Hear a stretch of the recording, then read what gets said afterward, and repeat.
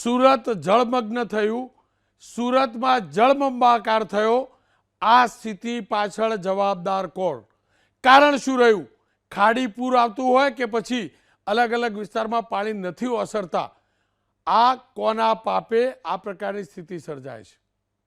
બિલકુલ, હું રોનકભાઈ, આ ખાડી જે વિસ્તાર છે એ ખાડીની અંદર વર્ષોથી પૂર આવે છે અને વર્ષોથી લાખો લોકો હેરાન થઈ રહ્યા છે।